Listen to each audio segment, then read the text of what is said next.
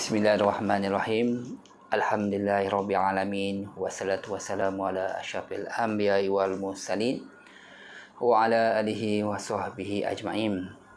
Baik, alhamdulillah, kembali pada tazkirah saya kali ini. So, macam biasa saya akan cuba berikan info dan maklumat terbaru kepada anda semua. Dan channel ini dibuat untuk kita sama-sama memperolehi ilmu berkenaan dengan kupasan, berkenaan apa-apa permasalahan isu-isu di mahkamah syariah. Contohnya pewarisan, harta, wasiat, hibah, perceraian dan sebagainya. Jadi sekiranya ada masalah dan persoalan, minta tuan-tuan untuk WhatsApp saya 013 36 22255. Jadi saya akan cuba untuk kupas isu tersebut dan jawab satu persatu video-video yang saya akan datang. Baik, semoga bermanfaat. So hari ini kita akan kupas lagi berkenaan persoalan-persoalan isu dengan mahkamah syariah. Baik, di sini ada satu soalan juga daripada Cik Ayub, mengatakan bahawa Tuan, adakah saya masih lagi menanggung nafkah anak yang mana anak saya telah pun melebihi umur 18 tahun dan ada yang telah bekerja dan ada yang telah berkahwin? Tolong jelaskan. Baik, menarik kan? Soalan tu sangat-sangat menarik dan saya cuba ulas berkenaan dengan isu tersebut. Baik, adakah tanggungjawab sebagai ayah untuk menanggung anak yang pastinya umur melebihi 18 tahun? Ada yang dah bekerja dan ada yang telah berkahwin. Jadi, isu ni tidak berbangkit bagi anak yang umur yang masih umais, iaitu 18 tahun ke bawah lah, 17 dan itu memang tanggungjawab ayah. Dari segi mana-mana peruntukan undang-undang keluarga Islam di Malaysia adalah wajib bagi nafkah. Jadi bagaimana pula persoalan dengan Cik Ayub ni? Anak dia dah melebihi 18 tahun. Adakah dia masih lagi menanggung nafkah kepada anak tersebut sedangkan mereka ni dah ada yang bekerja dan telah berkahwin? Jadi kita direct kepada, kita tengok peruntukan section di mahkamah syariah. Saya percaya bahawa kita kena rujuk juga undang-undang yang sedia ada. Kalau kita lihat di sini section 79, cuba lihat sini, section 79 Akta Undang-Undang Keluarga Islam. Ini saya ambil enakmen Undang Keluarga Wilayah Persekutuan. Okey, apa yang nyatakan di sini? 79 kata apa? Subsection 79 kata apa? Bahawa anak okey, tengok sini. Perintah nafkah hendaklah tamat apabila anak tersebut mencapai 18 tahun. Tapi ada subsection lain lagi.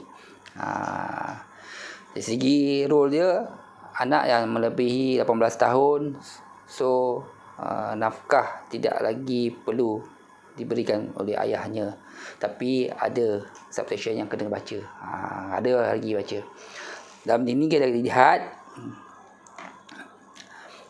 nafkah kena bagi lagi untuk anak yang melebihi 18 tahun kalau dia tidak mempunyai keupayaan dari segi jasmani, dari segi rohani. Tak kira anak lelaki, anak perempuan, mungkin dalam masalah kesihatan ataupun ada masalah-masalah lain sehingga dia tak boleh untuk menguruskan dirinya sendiri, dan juga tidak ada pendapatan lain, tak bekerja, masih lagi tak boleh menguruskan sendiri. Jadi tanggungjawab ayah masih lagi berlaku walaupun anak dah melebihi 18 tahun.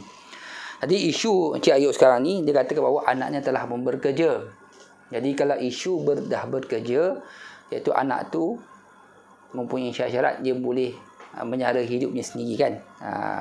Boleh menanggung diri sendiri dengan gaji yang diperolehi. Maka tanggungjawab ayah tidak ada lagi. Maksudnya habis situ sebab dia dah bekerja. Ada rezeki, alhamdulillah, untuk tanggung diri sendiri. Selesai. Bagaimana juga anak yang dah berkahwin?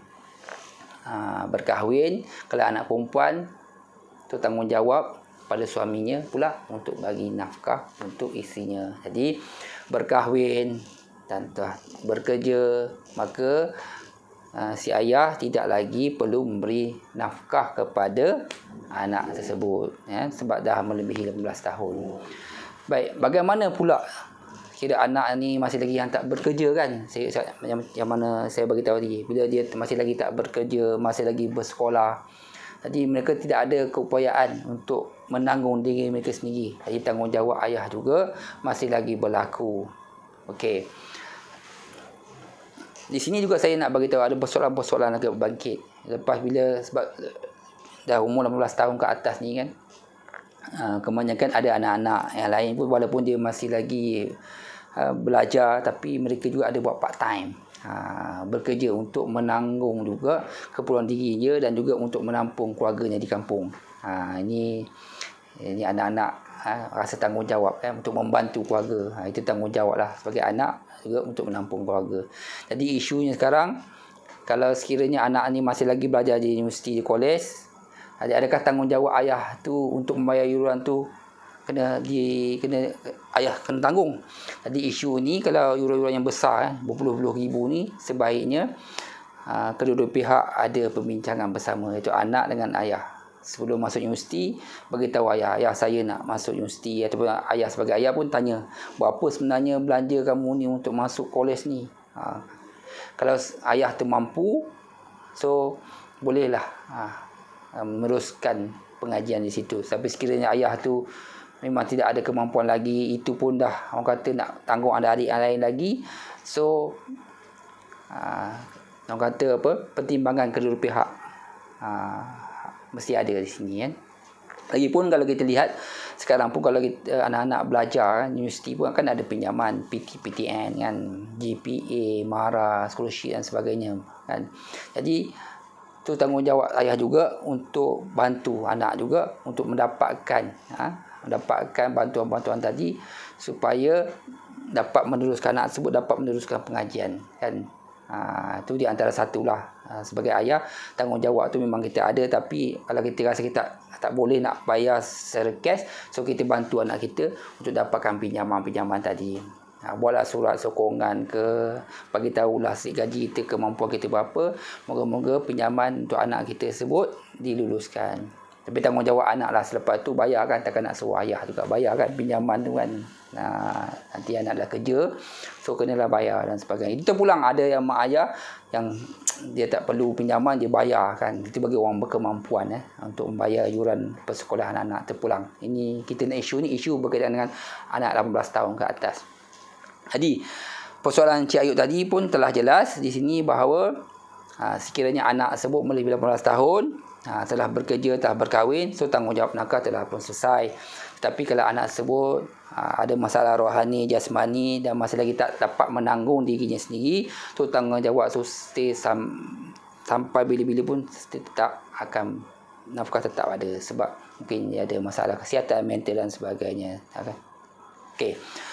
Semoga ada manfaat berkenaan isu ini, dan sekiranya ada persoalan lagi nanti mereka yang nak tanya saya, so boleh WhatsApp saya di talian telefon saya yang saya nyatakan tadi, 013-362255.